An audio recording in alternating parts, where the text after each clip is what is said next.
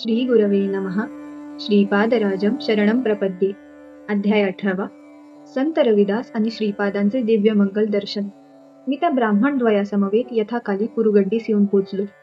अनंत कोटी ब्रह्मांड नायक असलेले, आदी मध्य आणि अंत नसलेले, चतुर्दश भुवनांचा सार्वभौम असे लीलावतारी भगवान श्रीपाद प्रभू कृष्णा नदीत स्नान करून बाहेर येत होते. त्यांच्या दिव्य मंगल स्वरूपाच्या अकस्मात दर्शनाने आम्ही अगदी भारावून गेलो. त्यांच्या नेत्रांमधून अपार प्रेम, करुणा, वात्सल्य ओसंडून वाहत होते. ते माझ्या जवळ आले. मी भांबावून जाऊन काय करावे हे मला सुचलेच नाही. ते स्वतःच मला नमस्कार करण्यास सांगत होते. मी त्यांना चरण स्पर्श केल्यावर त्यांनी कमंडलूतील पवित्र जल माझ्या अंगावर शिंपडले. मी दिग्मूढ झालो. ते आपल्या मधुर वाणीने म्हणाले, बेटा शंकर भट्ट, मी तुझ्यावर प्रसन्न झालो आहे. त्या मधुर वाणीचे वर्णन मी शब्दात करू शकत नाही. त्यांची वात्सल्यपूर्ण दृष्टी माझ्यावर पडली आणि मी कृतार्थ झालो. समस्त भूतलावरील आपल्या अनंत शक्तीने विराजमान असणाऱ्या श्रीपादांनी आपला वरदहस्त माझ्या शिरावर ठेवला.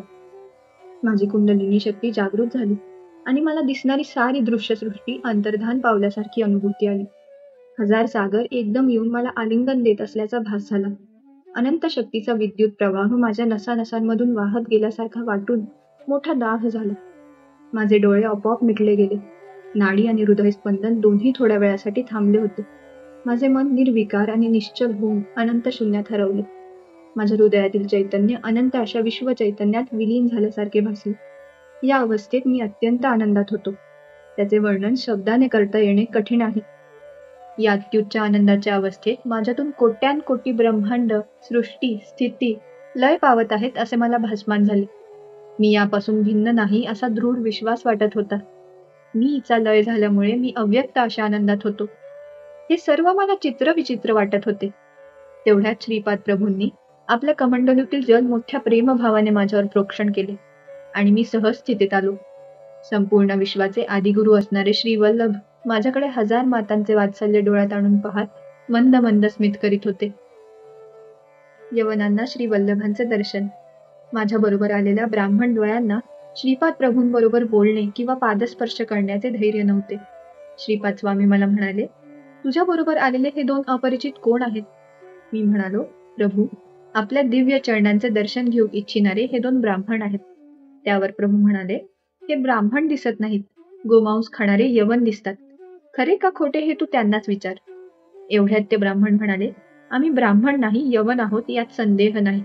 आम्ही कुराण वाचतो. त्यांच्या या वक्तव्यावर मी स्तंभितच झालो. श्रीपाद वल्लभ नावाने मायावेशाने संचार करणाऱ्या जगतप्रभू श्री दत्तात्रय स्वामींना ओळखणे अनेक जन्मांचे पुण्यफल आहे. त्या स्थिर भावात भक्तिभाव संपूर्ण रूपाने वाटणे म्हणजे महत् भाग्य आहे. गोमातेत सर्व देवता वास करतात. गायी विना घर स्मशानासारखे असते. श्रद्धेने गोसेवा करणारे मला खूप आवडतात. गायीचे दूध पुष्टीदायक आणि तुष्टीदायक असते. ब्राह्मण जन्म घेऊन गोमांस खाणारा शिक्षेस पात्र असतो. यज्ञ याग करताना शेळीचे बलिदान दिले जाते. यज्ञ पशु म्हणून शेळी अथवा इतर पशु सुद्धा त्यांच्या नीच योनीतून विमुक्त होऊन पुढे उत्तम जन्म प्राप्त करतात. यज्ञ पशुला चांगला जन्म मिळावा यासाठी यज्ञ करणारा महायोगी तपोबल आणि योग बलाने समृद्ध असावा लागतो. जर तो योगी असा समर्थ नसेल तर त्याला प्राणी हत्या केल्याचं पापच लागतं. देश आणि कालानुसार धर्मकर्म पद्धतींमध्ये थोडा थोडा बदल होत असतो. यवन असणाऱ्या तपस्वींनी गोमांस भक्षण केले तरी परमेश्वरार्पण बुद्धीने केलेले कर्म गाय आणि तिच्या संततीस उत्तम जन्मच मिळवून देते. परंतु असे न केल्यास मात्र महापाप लागते. म्हणून गोहत्या शास्त्रानुसार महान पाप आहे. कौरव पांडवांच्या युद्धासाठी कोणते क्षेत्र धर्मक्षेत्र आहे त्याचा शोध करण्यासाठी अर्जुन व श्रीकृष्ण निघाले. त्यांना एका शेतात शेतकरी पाणी देत असलेला दिसला. पाण्याचा प्रवाह अडवण्यासाठी त्याला एक मोठ्या दगडाची आवश्यकता होती. तो अशा दगडाच्या शोधातच होता. इतक्यात त्याचा मुलगा वडिलांसाठी जेवण घेऊन आला. जेवण झाल्यावर पाणी अडवण्यासाठी जेव्हा दगड मिळाला नाही तेव्हा त्याने आपल्या मुलाचा वध केला आणि त्याचे मृत शरीर दगडाप्रमाणे पाणी अडवण्यासाठी ठेवले. त्यावेळी शेतकरी आणि त्याचा मुलगा त्या दोघात मारण्याची क्रिया करताना कोणताही भाव नव्हता. ते दोघे निर्विकार होते. शेत पिकवून सर्वांना आहार द्यावा एवढेच त्या शेतकऱ्यास ज्ञात होते. तोच त्याचा धर्म होता. शेतकरी फळाची आशा न करता आपले कर्म अत्यंत श्रद्धाभावाने करीत होता. या शेताची जागा श्रीकृष्णांनी धर्मक्षेत्र म्हणून निवडली. अरे नाममात्र ब्राह्मणा, गोमांस भक्षण करणे केव्हाही बरोबर नाही. पूर्व पुण्याईने आणि पूर्व पितृदेवतांच्या प्रार्थनेने तसेच माझ्या अपार कारुण्याने तुम्हाला माझ्या दर्शनाचा लाभ झाला. हेच तुमचे महत्भाग्य समजा. तुम्ही केलेला नमस्कार मी स्वीकारित नाही. तुम्ही मला स्पर्श करू नका. माझ्या कमंडलूतील पाणी तुमच्या अंगावर घालणे शक्य नाही. तुम्ही येथून तत्काळ निघून जा. तुम्हाला अन्न वस्त्र मिळण्याची सोय केली आहे. तुम्ही यवन स्त्री बरोबर विवाह करून यवनाप्रमाणे राहा. तुमच्या हातून मारल्या गेलेल्या गायी पुढील जन्मी तुमची संतती होऊन जन्मास येतील आणि तुमचा छळ करून तुमच्या पैशावर सुखी होतील.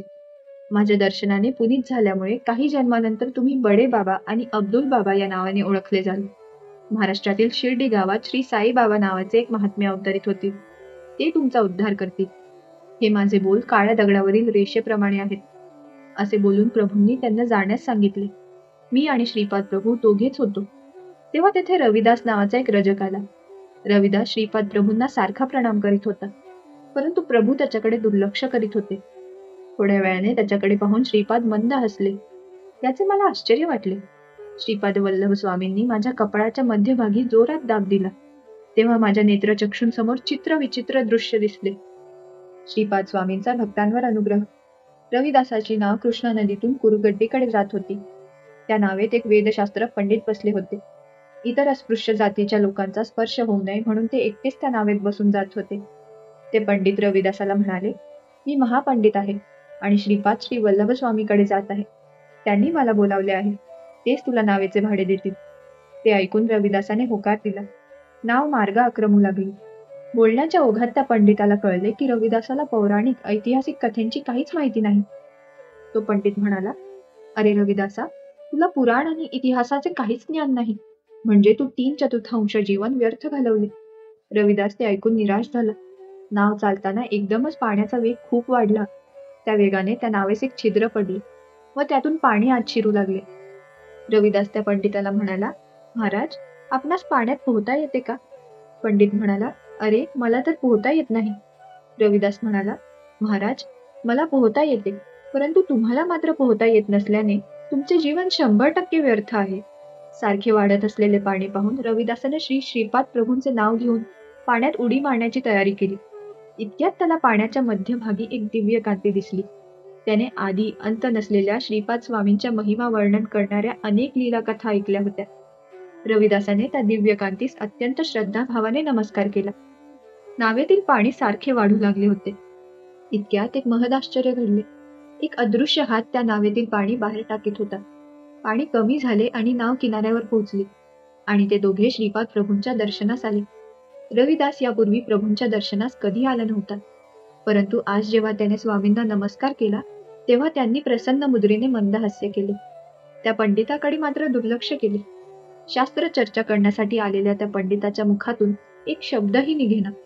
श्रीपाद प्रभू पंडितास म्हणाले, अरे पंडिता, तुला अहंकारामुळे योग्य काय आणि अयोग्य काय ते कळेनासे झाले आहे. तू महापंडित असून सद्गुणांचा संचय करण्याऐवजी पापांचा साठाच करून ठेवलास. आपल्या सुशील पत्नीचा छळ करून एका सुखी कुटुंबातील राणीला आपल्या पतीपासून परावृत्त केलेस. त्यामुळे ती तुला सतत शाप देते आहे. तुझी भार्या एक सद्ब्राह्मणी असून मानसिक छळाने क्षोभित झाली आहे. हे सर्व पापकर्म केल्यावर तू माझ्याकडे कसा आकर्षित झालास? तुझ्या पत्रिकेप्रमाणे आज तुझा मृत्यूदिन आहे. आजपासून मी तुला 3 वर्षाचे आयुष्य वाढवून देतो. तू तुझ्या गावी जाऊन दुर्वर्तन विसरून चांगले आचरण कर. तू एक पंडित आहेस यात शंकाच नाही. तुझ्या विद्वत्तेचे प्रात्यक्षिक दाखवतोस तर तुला दिलेले 3 वर्षाचे आयुष्य परत करतोस. तत्काळ उत्तर दे. सर्वज्ञान संपन्न असलेल्या श्रीपादांचे ते वक्तव्य ऐकून त्या पंडिताच्या तोंडून एक शब्दही फुटेना. जणू काही मुकाच झाला होता. त्याच्या मनात आयुष्य वाढावे अशीच इच्छा होती. श्रीपाद वल्लभ स्वामी म्हणाले, तुझ्या मनातील इच्छेनुसार मी तुला 3 वर्षाचे वाढवलेले आयुष्य देत आहे. तू रजकाच्या स्त्रीस जबरदस्तीने पळवून तिला दासी केलेस, परंतु पुढील जन्मात ते रजक दाम्पत्य महाराजाचे सुख वैभवाचा आस्वाद घेतील. तेव्हा तू त्या रजक पत्नीचा दास होऊन त्यांची सेवा करशील. या 3 वर्षात काही सत्कर्म केल्यास अन्न वस्त्रास काही कमी पडणार नाही आणि दुष्कर्म केल्यास नाना यातना भोगावे लागतील. मरणापासून तुझे रक्षण करून माझ्याकडे घेऊन येणाऱ्या रविदासाला तुझे सर्व पुण्य मिळेल. त्या पुण्याच्या फलस्वरूप तो माझी सेवा करील. तू तत्काळ या पुण्यभूमीतून निघून जा. स्वामींच्या आदेशानुसार तो पंडित तेथून निघून गेला. रविदास मात्र आश्रमात राहून स्वामींची सेवा करू लागला. तो दररोज स्वामींचे कपडे धुवून आणि आश्रमातील अंगण झाडून स्वच्छ करीत असे. पूजेसाठी फुले आणणे हे तर त्याचे आवडीचे काम होते. श्रीपाद प्रभू स्नानासाठी कृष्णा नदीवर जात असताना तो त्यांना साष्टांग नमस्कार घालीत असे आणि स्वामी त्याचा नमस्कार प्रसन्न मुद्रेने स्वीकार करीत असत. रविदासाच्या पित्याने त्यास एकदा सांगितले होते की श्रीपाद प्रभू अंतर्यामी असल्याने त्यांना केलेला एक नमस्कार स्वीकार झाल्यास तो 100 लोकांना केलेल्या नमस्काराचे फळ मिळवून देणारा आहे. एकदा रविदास कृष्णा नदीच्या तीरावर उभा होता. त्यावेळी एका मोठ्या नावेत त्या गावातील राजा आपल्या लवाजम्यासह जलविहार करीत होता. रविदास त्या राजाकडे एकचित्ताने पाहत होता. तेवढ्यात श्रीपाद स्वामी नदीत स्नान आटोपून बाहेर आले. रविदासाचे त्यांच्याकडे लक्षच नव्हते. स्वामींनी त्याच्या खांद्यावर हात ठेवून प्रेमाने विचारले, "काय पाहत आहेस रे रजका?" त्यांच्या मधुर वाणीने रविदास एकदम गोंधळला व स्वतःला सावरीत त्याने स्वामींना साष्टांग नमस्कार घातला. स्वामी म्हणाले, "त्या राजाच्या वैभवाकडे पाहत होतास ना?" रविदासाने होकारार्थी मान हलवली. ते पुढे म्हणाले, "तुला राजा होण्याची इच्छा आहे ना? तू पुढच्या जन्मी विदुरा नगरीचा म्हणजे सध्याचे बिदर नगरीचा राजा होशील. त्यावेळी मी नरसिंह सरस्वती रूपात तुला दर्शन देईन." तो रजक म्हणाला, "प्रभू, मला राजा होण्याची इच्छा आहे, परंतु आपल्या चरणांची सेवा मला सदैव मिळावी." स्वामींनी रविदासाची ही इच्छा पूर्ण केली. तो मृत्यूनंतर यवन कुलात जन्मला आणि यथाकाली तो विदुरा नगरीचा राजा झाला. राज्यवैभव उपभोगून जीवनाच्या उतार वयात त्या श्री नरसिंह सरस्वती स्वामींचे दर्शन झाले. त्यांच्याच कृपेने त्यास पूर्वजन्माची आठवण झाली आणि तो नरसिंह सरस्वती स्वामींच्या चरणांवर नतमस्तक झाला. त्याने स्वामींना आपल्या राजधानीत नेऊन मोठा सन्मान केला. खिरीने भरलेले अक्षय पात्र. आम्ही सर्व बसलो असताना एक तरुण ब्राह्मण तेथे आला. तो दुरून आला असल्याने त्याचे पाय धुळीने भरलेले होते. त्याचे नाव वल्लभेश्वर शर्मा असे होते. त्याचे गोत्र काश्यप होते आणि तो अपस्तंभ शाखेचा होता. श्रीपाद प्रभू पीठिकापुरमहून येणाऱ्या भक्तांना आपल्या आत्मीयांची सविस्तर माहिती, त्यांचे क्षेमकुशल विचारित असत. हा सर्वज्ञानी असणाऱ्या श्रीपादांचा आवडता छंद होता. वल्लभेश्वर पीठिकापुरमहून आला होता. त्याला स्वामींनी आपल्या नातलगांचे, स्नेहसंबंधितांचे क्षेमकुशल विचारले. मध्यानाची वेळ झाली होती. स्वामींचे शिष्य भिक्षा घेऊन आले होते. इतक्यात काहीतरी घेण्यासाठी स्वामींनी आपला दिव्य हात वर केला आणि एक चांदीचे पात्र हातात घेतले. त्यात खीर भरलेली होती. तेथे जमलेल्या शिष्यांना खीर वाटून दिली, परंतु ते भांडे खिरीने भरलेलेच राहिले. श्रीपाद प्रभूंनी शिष्यांनी आणलेली सर्व भिक्षा नदीच्या पाण्यात जलचरांना देण्याचा आदेश दिला. त्यानुसार रविदास सर्व भिक्षांना घेऊन कृष्णेच्या तीरावर गेला. नदीतील जीवजंतूंना सुद्धा स्वामींचा प्रसाद मिळावा हा त्यांचा संकल्प होता. श्रीपाद श्री वल्लभ मला वल्लभेश्वराच्या जवळ बसण्यास सांगत होते, परंतु त्याच्या जवळ रविदास बसला होता. माझ्या बाजूस सुबण्णा शास्त्री नावाचा एक कानडी ब्राह्मण बसला होता. एक गरीब ब्राह्मण आपल्या मुलीचे लग्नासंबंधी प्रभूंना विचारत होता. प्रभू म्हणाले, "मी असताना तुम्हाला काळजी कशाची? जे लोक पापी असतात त्यांनाच भय असते." प्रभू पुढे म्हणाले, "हा वल्लभेश्वर शर्मा तुझा जावई होण्यास अगदी योग्य आहे. सुबण्णा शास्त्री त्याला पौरोहित्य शिकवित आहेत." वल्लभेश्वराकडे वळून स्वामी म्हणाले, "तुझ्या माता पितरांची अशी इच्छा आहे की त्यांना पिंडदान करावे. श्रद्धाभावाने आणि मंत्रोच्चारासह केलेले पिंडदान पितरांना पोहोचते. पितृदेवतांचा शाप घेणे चांगले नसते. गरुड पुराणातील मंत्र उच्चारल्यानंतरच विवाहाच्या मंत्राचे उच्चारण करावे असे शास्त्रवचन आहे. तसेच विवाह मांगल्यासाठी हळकुंड स्वीकारावे. आज तुम्हाला मिळालेला प्रसाद अत्यंत दुर्लभ आहे." पीठिकापुरममध्ये मल्लादी लोक, व्यंकटप्पा, श्रेष्ठी महाराज आणि वत्स महाराज नैवेद्यासाठी खीर घेऊन आले. तोच नैवेद्य तुम्हाला प्रसाद म्हणून दिला आहे. ब्रह्मराक्षस महापिशाचाच्या बाधेने पीडित असलेल्या लोकांची बाधा या प्रसादाने तत्काळ निवृत्त होते. दारिद्र्य आणि दुःखाने पीडित असलेल्या लोकांना या प्रसादाचा स्वीकार केल्याने संपदा आणि अभिवृद्धी लाभते. हे दिव्य भाषण ऐकून माझ्या डोळ्यात अश्रू दाटून आले. सद्गतीत झालेल्या कंठाने श्री श्रीपाद स्वामी म्हणाले, "या 3 वंशांशी माझा ऋणानुबंध कालातीत आहे. त्यांच्या वात्सल्य भक्तीने मी त्यांच्या अंकित होतो. मला कोठेही जेवण्यास न मिळाल्यास मी सूक्ष्म रूपाने जाऊन तेथे यथेच्छ जेवण करतो. जे कोणी माझी वात्सल्यपूर्ण भावाने सेवा करतात त्यांच्या घरासमोर मी बाल्य स्वरूपात खेळत असतो. माझ्या पावलांचा सुमधुर आवाज माझ्या भक्तांच्या हृदयात प्रतिध्वनित होतो. रात्रीच्या वेळी कुरुगड्डी गावात माझ्या संमतीशिवाय कोणी राहू शकत नाही. यक्षिणी, ब्रह्मराक्षस, महापिशाच महाआरतीच्या वेळी आक्रोश करतात. मी त्यांची त्या पिशाच्य योनीतून सुटका करून नवीन देह प्राप्त करून देतो. देवता, गंधर्व, यक्ष, अदृश्य शक्ती यासारखे उच्च पदास पोहोचलेले जीव माझ्या दर्शनास येतात. महासिद्ध, महायोगी, तपस्वी महापुरुष माझे दर्शन, स्पर्श व संभाषणाचे भाग्य प्राप्त व्हावे अशी इच्छा मनात धरून अनेक कष्ट झेलून माझ्याकडे येतात. तुम्ही आनंदाने नामरूपाला ओलांडून पुढे जाल." ही श्रीपाद प्रभूंची अनुलंघनीय आज्ञा होती. आम्ही शेजारी असलेल्या गावी जाऊन पोहोचलो. त्या कन्येचा पिता स्वतःच्या घरासमोर वधूवरांना बसवून सुब्रमण्यम शास्त्रींकडून मंत्र म्हणवून घेत होता. शास्त्रींना विवाह संस्काराचे मंत्र येत होते, परंतु अंतिम संस्काराच्या मंत्रांची माहिती त्यांना नव्हती. श्रीपादांचे ध्यान करून सुबण्णा ब्राह्मणांच्या स्थानी बसले. त्यांच्या मुखातून आपोआप मंत्र उच्चारण होऊ लागले. याचे त्यांना स्वतःलाच आश्चर्य वाटले. याप्रमाणे सर्व मंत्रोच्चारण झाल्यावर त्या वधूवरांचा विवाह संपन्न झाला. कन्येचा पिता निर्धन व होणारा पती गरीब असल्याने त्याने मंगळसूत्राऐवजी हळकुंड दोऱ्यांनी बांधून वधूच्या गळ्यात घातले. विवाहासाठी आलेले ब्राह्मण विवाह संप्रदायानुसार न झाल्याने निंदा करीत लग्न मंडपातून निघून गेले. वल्लभेश्वराला आई वडील नव्हते. मुलीचे आई वडील, पुरोहित आणि मी असे 5 लोकच लग्नास उपस्थित होते. विवाहानंतर नवदाम्पत्यासह आम्ही श्रीपाद स्वामींच्या दर्शनासाठी गेलो. श्रीपाद स्वामींनी आम्हाला आशीर्वाद देऊन आनंद व्यक्त केला आणि आम्हास त्यांच्या समवेत थोडा वेळ ध्यान धारणा करण्याची अनुज्ञा केली. मी ध्यानात बसताच माझ्या डोळ्यासमोर वल्लभेश्वराच्या भविष्यात घडणाऱ्या घटनेचे एक एक चित्र येऊ लागले. वल्लभेश्वर एक व्यापारी झाला होता. त्याने मिळणाऱ्या नफ्यातून काही भाग वेगळा ठेवून त्याचा उपयोग कुरवपुरी सहस्त्र ब्राह्मण भोजनास करण्याचा नवस केला होता. परंतु तो संकल्प पूर्ण करण्यास तो विलंब लावित होता. श्रीपाद श्री वल्लभ कुरवपूर क्षेत्री अंतर्धान पावले. ते गुप्त रूपाने संचार करीत होते. कुरवपूर या क्षेत्री प्रभूंच्या पादुका मात्र होत्या. वल्लभेश्वराने धनसंपादन केले व ते घेऊन तो कुरवपुरी आपला संकल्प पूर्ण करण्यासाठी येण्यास निघाला. मार्गात त्यास 4 चोर यात्रिकांच्या वेशात भेटले. थोडे अंतर बरोबर चालल्यावर त्या चौघांपैकी एका चोराने वल्लभाचार्यांचा वध केला व त्यांच्या जवळील धन घेण्याचा प्रयत्न करू लागला. इतक्यात श्रीपाद प्रभू तेथे त्रिशूलधारी यतीच्या वेशात प्रकट झाले. वल्लभेश्वर चोरांनी मारण्यापूर्वी श्रीपाद स्वामींच्या ध्यानात मग्न होता. आपल्या भक्ताचे रक्षण करण्यासाठी प्रभू तत्काळ धावून आले होते. त्यांनी 3 चोरांना आपल्या त्रिशूलाने मारून टाकले. चौथा चोर अत्यंत केविलवाण्या स्वरात स्वामींना म्हणाला, महाराज, मी चोर नाही. दयावंत प्रभूंनी त्या चौथ्या चोरास अभयदान देऊन विभूती दिली व म्हणाले, वल्लभेश्वराचे शिर आणून त्याच्या धडास जोडून ठेव. त्याप्रमाणे ठेवताच स्वामींनी त्या मृतदेहाकडे अमृत दृष्टीने पाहिले. दुसऱ्या क्षणीच वल्लभेश्वराला नवजीवन प्राप्त होऊन तो झोपेतून उठून बसल्याप्रमाणे उठून बसला. त्या चौथ्या चोराने वल्लभेश्वराला झालेला प्रकार सांगितला. त्याला झालेल्या आनंदाला सीमा नव्हती. श्रीपाद प्रभूंचे प्रत्यक्ष दर्शनाचे भाग्य न लाभल्यामुळे मात्र त्यास वाईट वाटले. वल्लभेश्वरामुळे श्रीपाद प्रभूंचे दर्शन घडल्याने तो चौथा चोर अत्यंत आनंदित होता. वल्लभेश्वर कुरवपूरला येऊन पोहोचला. त्याने 1 सहस्त्र ब्राह्मणाऐवजी 4 सहस्त्र ब्राह्मण भोजनाची आराधना केली होती. श्रीपाद स्वामींचे विराट स्वरूप. आम्ही सर्वजण डोळे झाकून ध्यानात बसलो होतो. मला वल्लभाचार्यांच्या भविष्यात घडणाऱ्या घटनेचे चित्र दिसत होते. तितक्यात डोळे उघडण्याची श्रीपाद प्रभूंनी अनुज्ञा दिली. ते म्हणाले, कोणतेही कार्य अकारण होत नाही.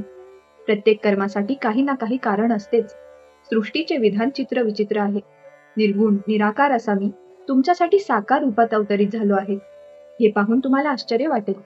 परिमित आणि अवधूत नसलेला मी तुम्हास परिमित आणि अवधूत असल्याचा भास होतो व तसा अनुभव सुद्धा येतो. हा फार गुंतागुंतीचा विषय आहे. सर्व शक्ती माझ्या स्वाधीन आहेत. या अनंत कोटी ब्रह्मांडात प्रत्येक अणुरेणूमध्ये मीच भरून राहिलो आहे. अणुरेणूंना एकत्र करून ठेवणारा संकल्प स्वरूप मीच आहे. या अणुअणूला वेगवेगळे करून नूतन सृष्टीची निर्मिती करण्यासाठी जी स्थिती हवी असते, त्यासाठी प्रलयकाल साधणारा असा रुद्ररूपही मीच आहे. हे ज्ञान आहे आणि हे अज्ञान आहे याचा तुम्हाला बोध करून सर्व जीवांना अनेक प्रकारची माया करून त्यात सर्वांना बंदिस्त मीच करतो. जेव्हा जेव्हा भक्त आर्ततेने माझी प्रार्थना करतात व मला सहाय्यासाठी बोलवतात, तेव्हा तेव्हा मी सहस्त्र बाहूंनी त्यांचे रक्षण करतो. हे माझे अनादि तत्वही मीच आहे. प्रत्येक जीव मात्रात व्यापून असलेला मी, तोच मी. अशा मी मध्ये असलेले शक्तिमत्व, सर्वज्ञता, सर्वांतर्यामित्व तुमच्या दृष्टीला दिसत नसल्याने तुम्ही भ्रमित होता. याचा तुम्हाला अनुभव येऊन तुम्ही मला व्यक्त रूपात पाहिले तर आश्चर्य वाटण्यासारखे काही आहे का? परब्रह्म स्वरूप असलेले श्रीपाद प्रभू या प्रकारे समजावून सांगत असताना घंटानाद ऐकू आला. सगळे आश्चर्यकारक मनस्थितीत असताना तो घंटानाद शांत झाला. श्रीपादाच्या मातृभावना. आम्ही सर्वजण बसलो असताना श्रीपाद प्रभू म्हणाले, श्रीपाद श्री वल्लभाचा हा अवतार फल देणारा महान अवतार आहे. माझे नामस्मरण केल्याशिवाय कोणताच अवधूत पूर्ण सिद्धी प्राप्त करू शकत नाही. तसेच महान योगी सुद्धा सिद्धी प्राप्त करण्यासाठी माझे नामस्मरण करतात. हे वल्लभेशा, तुझे आई वडील लवकरच निवर्तले आणि तुझ्या नातेवाईकांनी तुला दुर्मार्गाला लावून तुझी सर्व संपत्ती हिरावून घेऊन तुला भिकारी केले. हे आम्हाला ज्ञात आहे. त्या नातेवाईकांची मुले सुद्धा तुझ्याशी वैरभावाने वागतात हे आम्ही जाणतो. तुझे ते दुष्ट नातेवाईक पुढील जन्मात चोर बनले. तू धन घेऊन कुरुगड्डीस येत असताना त्या चोरांनी तुझे धन लुटून तुला मारून टाकले. तू आमचे स्मरण करताच आम्ही तिथे प्रकट होऊन आमच्या त्रिशूलाने 3 चोरांचा वध केला. चौथा चोर आम्हास शरण आला. त्याचा दोषही अत्यंत कमी असल्याने त्याला आम्ही जीवनदान दिले. श्रीपाद प्रभूंचे हे वक्तव्य ऐकून वल्लभाच्या पत्नीच्या डोळ्यात पाणी आले. ते पाहून श्रीपाद प्रभू म्हणाले, हे माते, प्रत्येक स्त्रीमध्ये आम्हास जन्म दिलेल्या अखंड सौभाग्यवती सुमती महाराणीच दिसते. त्या महान मातेच्या कुशीमध्ये नेहमीसाठी आम्ही बालकच असतो. तू दुःखी होऊ नकोस. मी दिलेले हळकुंड जपून ठेव. तुला या हळकुंडामध्ये सदैव सौख्य लाभेल. तू अखंड सौभाग्यवती राहशील. आमचे हे वचन काळ्या दगडावरील रेषेप्रमाणे अटळ आहे. त्याला सृष्टीतील कोणतीच शक्ती बदलू शकत नाही. मला गायत्री मंत्राचा उपदेश करणारे माझे प्रथम गुरु माझे पिताच असून त्यांचे नाव चिरकाल टिकून राहील. आमच्या पुढच्या अवतारात नरसिंह नावाबरोबर सरस्वती नाव जोडून नृसिंह सरस्वती असे नाव आम्हास लाभणार आहे. आमचे आजोबा बापनाचार्युलू यांचे नाव सुद्धा अजरामर करण्याचा आमचा मानस आहे. नृसिंह सरस्वती अवतारात आमचं रूप आमच्या आजोबांसारखंच असेल. आमचे आजोबा माझे दुसरे गुरु होते. त्यांच्याकडे वेदशास्त्राचा अभ्यास केला. तुम्ही पाहत असलेली ही घंटा एकेकाळी आमच्या आजोबांच्या घरात होती. ती माझ्या संकल्पाने अनेक प्रदेशात फिरून आली आहे. ती भूमीतील भुयारी मार्गाने सुद्धा जात असे. हे शंकर भट्टा, तू रचना करीत असलेल्या तेलुगू भाषेतील श्रीपाद वल्लभ चरित्रामृतातील 18वा अध्याय येथे संपत आला आहे. ती घंटा पीठिकापुरम गावी येऊन पोहोचली आहे. ही घंटा अनेक आकार घेऊन, अनेक आकार बदलून माझ्या संकल्पानुसार पुन्हा येथे आली आहे. आमच्या आजोबांच्या स्वतःच्या घरात माझ्या महासंस्थानाची स्थापना होईल. आमच्या प्रेमाची खूण म्हणून ही जय जय निनाद करणारी घंटा आम्ही पीठापुरमला पाठवली आहे. श्रीपाद श्री वल्लभांचा जय जयकार असो.